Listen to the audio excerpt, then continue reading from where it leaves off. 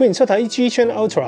最近收到一款咧設計相當精美嘅耳機，就係 Graphite-Star 嘅 Series 啦。成個耳機咧就一個非常之靚嘅盒裝住嘅，同埋設計上面咧係走呢個科幻嘅路線噶。依家咧即刻同大家開箱睇下裏面有啲乜嘢，再同大家試一試咧今次耳機嘅實際係點啦。喺未開箱之前，先感謝大家一直嘅支持。仲未 subscribe 嘅你咧，希望你可以訂閱同埋撳埋隔離嘅鐘仔，就可以隨時收到有新影片嘅通知啦。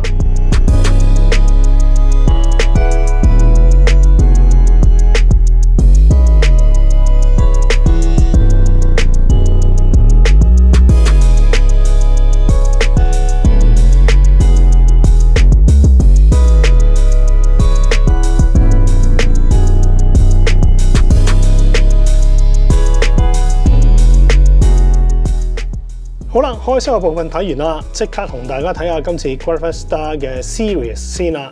成個充電粒咧係相當之幻彩嘅，用到呢個淺藍色去到綠色啦。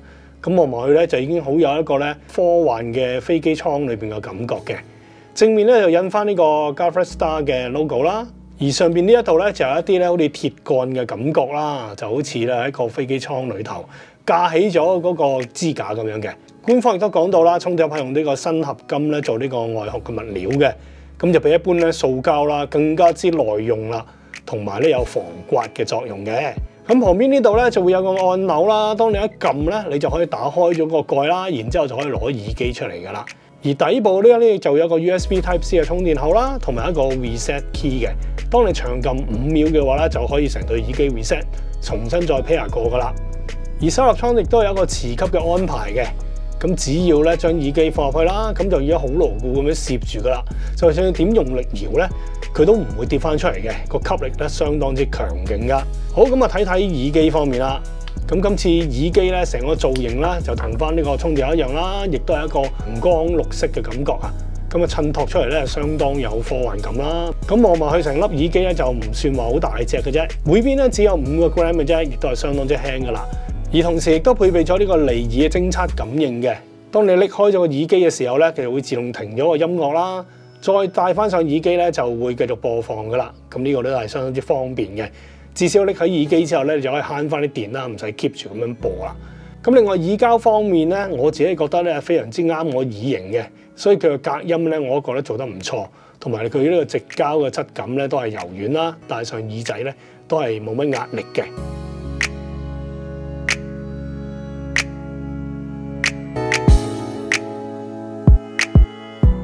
講下規格方面啦，藍牙版本用到5.2嘅 7.2mm 嘅動圈單元啦 ，Audio Codec 咧係支援翻 AAC 噶，而防水規格咧又達到 IPX5 嘅，咁基本看水同埋一般嘅潑濕咧都係冇問題噶。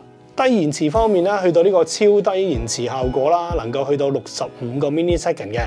而續航力方面咧，耳機充滿電就可以用到4個鐘啦，充電粒咧提供12個鐘頭嘅電量嘅，合共咧就有16個鐘啦。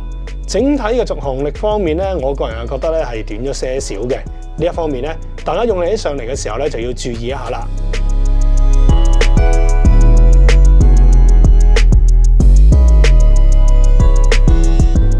講下操作部分啦，咁耳機倉呢個 Touch Control 控制嘅，只要觸控呢個有 logo 嘅面板咧，就可以完成晒整個指令噶啦。例如咧，任何一邊撳一下咧就係播放，再撳一下咧就係暫停啦。喺右邊耳機撳兩下就係下一首歌，左邊耳機咧撳兩下咧就係返回上一首歌嘅。喺右邊耳機長撳一陣咧就係增加音量，喺左邊耳機咧長撳一陣咧就係減低音量啦。而切換音效模式咧，喺任何一邊耳機撳3下咧就會不停咁樣轉換呢個 Game Mode 啦、Music Mode 啦，同埋係 Movie Mode 噶。而另外想叫出呢個語音助理嘅話咧，任何一邊耳機撳4次咧就會 call 出語音助理噶啦。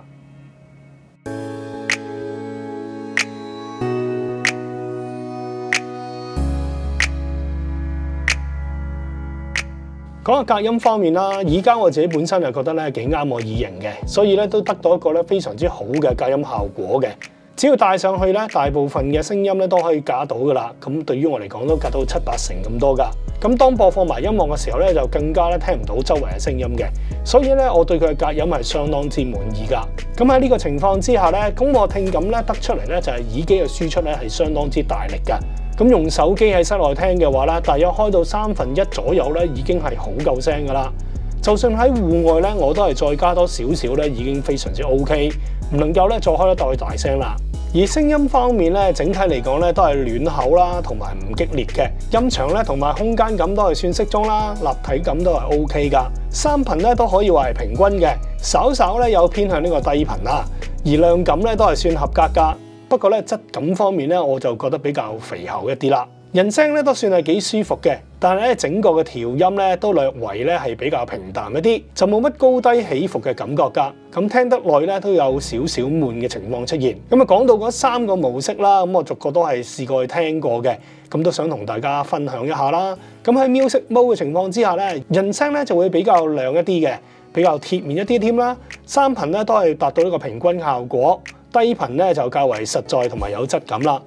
去到呢個 Movie Mode 嘅話咧，人聲咧就會縮後咗啲啦，而音樂咧就會推返前咗嘅，整個感覺咧就好似開咗 Echo 咁樣樣，而空間感同埋聲場咧都係略嫌咧係窄咗少少，唔夠開揚噶。轉去 Gaming Mode 試嘅時候咧，感覺上咧就會似一個 Movie Mode 嘅調音嘅，不過咧低頻咧就會再多啲啲，衝擊感咧就會更加之明顯噶。講到低延遲嘅表現啦，我自己都係相當滿意嘅，咁煲劇就唔會有甩嘴啦。玩遊戲嘅時候咧，聲音咧冇明顯嘅延遲，例如槍 game 啊嗰啲腳步聲都係好清楚嘅，亦都可以好精準咁判斷到啦敵人嘅位置嘅，空間感咧都算係幾 OK 噶。講到連線穩定度方面啦，咁戶外啊同埋室內用嘅話咧，都未有出現干擾或者斷線嘅情況噶。講到通話質素啦，耳機擁有呢個 ENC 環境降噪嘅，對於通話品質咧應該有唔少嘅提升。到底質素係點咧？即刻送個實測俾大家睇下啦！好啦，出嚟戶外啦，同大家做翻個實測，咁啊帶住 Graphite-Star 嘅 Sirius 系列啦，一對咧好靚仔、熒光黃襯少少綠色嘅耳機。好啊，今次呢對耳機咧，個造型咧就好呢個外星人 feel 嘅，咁望落去咧都相當之靚仔。咁而呢對耳機亦都有呢個 ENC 嘅環境降噪啦，咁變咗咧你通話嘅時候咧，應該相信咧都幾唔錯嘅。咁戴上去咧都係舒服㗎，同埋都係細細隻啦，你見到都唔會話突好多出嚟嘅。咁成對戴上去咧都係細隻嘅。咁但係咧整個嚟講，你純粹係我哋聽下歌啊、搭下巴士嗰陣時啦，塞住佢啊，咁或者係地鐵嗰陣時啦，甚至睇戲嘈出嚟嘅時候咧，我覺得咧戴翻對啲平平地耳機咧，其實咧都幾唔錯嘅。咁我話晒佢都幾靚仔。OK， 好啦，咁同大家傾咗一陣啦，咁我戶外實測咧就嚟到呢一度啦。之後嚟翻個總結 ，Graphite-Star Sirius 設計上面相當之科幻啦，同埋係好前衛噶。整個顏色嘅選擇咧都係相當吸眼球噶，而且喺功能上面咧擁有3個音效啦，方便翻咧唔同場合嘅使用噶。聲音咧都算係中規中矩啦，不過不失啦。同埋表現咧係相當滿意噶，無論大家睇實測都好啦，或者我直接咧攞嚟打電話咧，都有一個非常之滿意嘅效果噶。話音夠清澈得嚟咧，仲係好大聲添嘅。基本上耳機咧日常休閒使用啊，大部分嘅功能咧都可以滿足得到噶啦。不過稍有咧美中不足嘅地方咧，就係當你拎住個耳機嘅時候，因為咧都索得幾實下噶，而耳機嘅表層嘅焗漆咧都係幾滑手，令到拎耳機出嚟嘅時候咧就要就翻一下角度，同埋要用啲力先至可以成功將個耳機咧攞到出嚟噶。如果手一不慎，跣一跣手咧，耳機仲有機會跌落地下噶。呢一點咧，大家攞耳機嘅時候咧就要注意一下啦。Graphite-Star Sirius 現時售價咧約為600零蚊左右嘅啫，價錢係相當之親民噶啦。有興趣嘅話咧，就不妨去官方嘅網頁咧了解更多，先至決定咧買定唔買啦。好啦，今次嘅耳機開箱評測就嚟到呢度啦。中意嘅話記得俾個 like， 有問題喺下邊留言。如果你覺得我頻道係幫到手嘅話咧，就記得 subscribe 同埋 share 影片出去啦。仲有記住撳埋隔離個鐘仔咧，就可以隨時收到我嘅最新影片通知啦。好啦，我哋下條片再講過，拜拜。